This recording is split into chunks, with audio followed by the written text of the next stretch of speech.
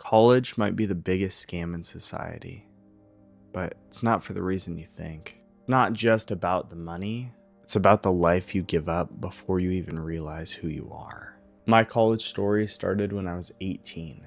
I remember walking into history class. It was the first period of the day, and all anyone's talking about is there's this new disease or sickness. It's going around and it's killing everyone. COVID-19 had entered the chat. All of a sudden, every goal, every vision that I had for my life, what I planned out when I was 18 years old, it just all went up in flames. Schools ended up closing down, colleges ended up closing down. That was the first moment where I started to question if college really aligned with the goals that I had for my life. An unfortunate event gave me the fortunate opportunity to really sit back and decide where I wanted my life to go. As I researched more and more, I kept finding disturbing things. I found that a lot of colleges aren't teaching you how to think, but rather what to think. But of course, I still dealt with exterior pressure, and I ultimately decided I still want to go the college route. But the loans kept staring me in the face, and these ideas that had been put into my brain kept fluttering. I realized that the decision that I was making wasn't about the next 4 years of my life at all. It was about the rest of my life. And after knowing that, I froze. I couldn't make that decision because I didn't even know who I was. So last minute, I pull out. I make a radical decision. I tell everyone around me I'm not going to college. And you could imagine how they reacted. Very negative. My entire family was like, "Eli, what are you doing? You're gonna ruin your life."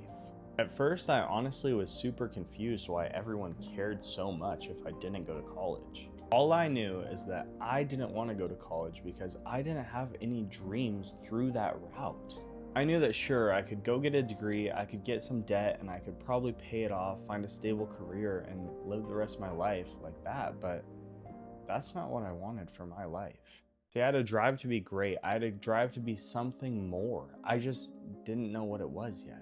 But after all those situations and experiences that I faced, I finally found some answers. The real danger isn't college. It's blindly choosing a safe path that disconnects you from your real purpose. You see, systems reward conformity, not individuality. I mean, at 18 years old, you're asked to make a decision that's going to affect the rest of your life.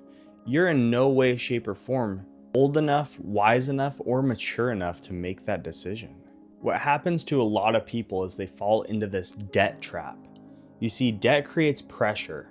That pressure becomes internalized by you, and it pushes you towards safe decisions. Over time, that safety becomes a cage disguised as stability. To combat this, you gotta ask yourself, why am I choosing the path that I'm choosing? Is it so that I can make everyone else around me happy? Or is it to really pursue the goal that you know deep down in your heart is going to lead you to satisfaction? Now, I need you to hear this. Choosing college isn't a bad thing, but what you got to realize is if you choose college, you need to pursue it with everything that you have. You can't half-ass it. College is a huge commitment, and you need to have a goal in mind if that's what you're deciding. And if you choose college isn't for you, you need to be a trailblazer. You need to build your own path, fully committed to that, and put everything you have towards that goal.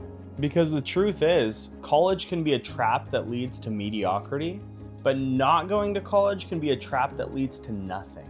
And know this, laziness is not a sufficient reason for not going to college. So ask yourself one question today. If there was no pressure, what would you actually pursue? I want you to write it down. Internalize it, visualize it. Don't overthink it. Think of the dream that you have, the life that you wish that you had. After that, just take one uncomfortable step towards it. This can be researching it, starting it, even just reaching out to someone in that space. To be successful, you need a set rule. I will not drift through life on default settings. There's a great speech by Inky Johnson where he talks about this. He says, "I deserve to give my wife, my kids, the best version of me. And how can I honestly tell them that if I just am drifting through life? How can I look at my wife and say, today I just drifted through life. I had a lot of pressure on me. I didn't feel it today. Today I just chose to drift. Man, how embarrassing is that? So you have to choose, either commit to a path with intention or admit that you're choosing comfort over purpose. So listen, I really hope that you guys enjoyed this video. It's a little bit different than you probably expected, and my opinions on this subject are honestly a little bit harsh, but the overarching theme is this. Chase your dreams, guys. Life is way too short not to. Like, we're put on this earth for a reason. Go find that. Find your purpose and put everything you have towards it. Believe in yourself and never give up, no matter what anyone tells you. Listen, I really appreciate all you guys. I appreciate everyone that watches this far. If you guys could like and subscribe, that would be a game changer for me. I really mean it. And look, have a blessed rest of your day.